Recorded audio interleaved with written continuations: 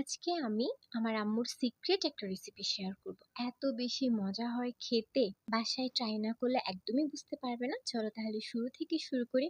আমার ভিডিওটা কে কোথা থেকে দেখছো কমেন্ট করে জানাও। আম্মু সকালেই ফ্রিজ থেকে মাংস বের করে রাখছিল, এখন আমি সুন্দর করে মাংসগুলো ধুয়ে নিব। মাংসগুলো আম্মু ছোট ছোট পিস করে কেটে নিয়েছিল। গরু মাংস কিন্তু ছোট ছোট পিস করে রান্না করলে খেতে কিন্তু অনেক বেশি মজা হয়। ভিডিওটা দেখে নিশ্চয়ই বুঝতে পারছো আমি আজকে কি রান্না করব, মানে তোমাদের জন্য আমি কি রেসিপি শেয়ার করব। মাংসগুলো আমি খুব সুন্দর করে ২-৩ বার করে ধুয়ে নিয়েছি। এখানে আমি প্রায় ১.৫ কেজির মতো গরুর মাংস নিয়েছি আর আধা কেজির উপরে পেঁয়াজ নিয়েছি। তোগুলো পেঁয়াজ কাটতে কাটতে তো আমার চোখের পানি নাকের পানি একদম মিশে একাকার হয়ে গেছে, কিন্তু কিছু করার নেই। মজার কিছু খেতে হলে তো একটু কষ্ট করতেই হবে। আমি ৪ চামচের মতো মরিচের গুঁড়া দিয়েছি আর ২.৫ চামচ দিয়েছিলাম হলো হলুদের গুঁড়া। আমাদের হলুদের গুঁড়াটার কালার যে এত বেশি সুন্দর হয়। আর ১ চামচ করে ধনিয়া জিরা গুঁড়ো দিয়েছিলাম। আদা রসুন বাটা দিয়ে দিয়েছি। পরিমাণ মতো গরম মসলার গুঁড়ো দিয়েছিলাম। তারপর দিয়েছিলাম একটু স্বাদ বাড়ানোর জন্য সাদা গোলমরিচের গুঁড়াটা। গরুর মাংস রান্না করার ক্ষেত্রে কিন্তু আদা বাটার পরিমাণটা একটু বেশি দিতে হয় আর রসুন বাটাটা একটু কম দিতে হয়। সাদা তেল দিয়ে দিলাম। তুমি কি ভাবতেছো আপু রান্না করা বাদ দিয়ে রসমালাই খাবে?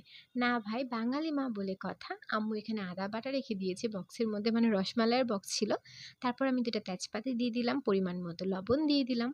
এখন আর কোনো কাজ নেই, শরীরে যত শক্তি আছে সব শক্তি প্রয়োগ করে এগুলো সুন্দর করে মাখাছাকা করে নিতে হবে। ছোট থেকেই দেখে আসতেছি আম্মু গরুর মাংসটা আমাদের জন্য এভাবেই রান্না করে, আর আমি আজকে আম্মুর রেসিপিটা ফলো করেই রান্না করব। সবসময় তো আম্মু আমাদেরকে রান্না করে খাওয়ায়, আজকে আমি আম্মুকে রান্না করে খাওয়াবো। কিন্তু হাত দিয়ে সুন্দর করে গরুর মাংসটা মাখিয়ে নিয়েছি। এই যে আমার ফাইনাল লুক। মশলাটা মাখিয়ে আমি ১ ঘন্টার জন্য রেখে দিয়েছিলাম। আপনারা চাইলে না রেখে সাথে সাথে রান্না করে ফেলতে পারেন। যাদের হাতে সময় আছে তারা ১ ঘন্টা রেখে দিলে কিন্তু বেশি ভালো হয়। এখন বাকি রান্নাটা আমি চুলায় রান্না করব।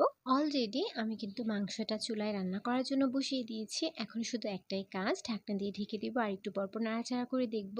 মাংসতে আমি কিন্তু এখনো পর্যন্ত কোনো রকমের পানি দিইনি। কষানোর সময়ে মাংস থেকে পানি উঠেছে আর আলাদা করে নতুন করে পানি দেওয়ার কোনো প্রয়োজন পড়েনি। এখন আমার ওয়েট করতে হবে মাংসের পানিটা যেন শুকিয়ে যায় একদম। মাংসের ভিতরে যে এক্সট্রা একটা পানি উঠেছিল সেটা কিন্তু একদমই শুকিয়ে গেছে। এখন সময় নিয়ে কষানোর পর তারপর এখানে অল্প একটু পানি দিয়ে দিলাম। আম্মু এভাবেই রান্না করে। এখন এই পানিটাকে আর একটু শুকিয়ে নেব, ঝোল ঝোল রাখবো আর কি। তরকারির কালারটা এত বেশি দেখতে সুন্দর লাগছিল, হয়তো ভিডিওতে বোঝা যাচ্ছে না। আম্মুর হাতে এই গরুর মাংসের রেসিপিটা শেয়ার তো আমি করে দিয়েছি, এখন আপনারা বাসায় চাইলেই ট্রাই করতে পারেন, খেয়ে দেখতে পারেন কত মজা হয়। খাওয়ার জন্য আমি এখানে ১ বাটি গরুর মাংস নিয়ে নিয়েছি।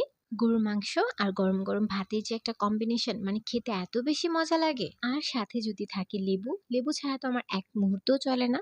বিরিয়ানি, খিচুড়ি, মাছের ঝোল, ভর্তা, ভাত যেটাই খাই না কেন আমার সবকিছুতেই লেবু দরকার। মাংসটা কিন্তু অনেক সুন্দর সিদ্ধ হয়েছে, হাত দিয়ে আমি কি সুন্দর ছিঁড়ে ছিঁড়ে খাচ্ছি।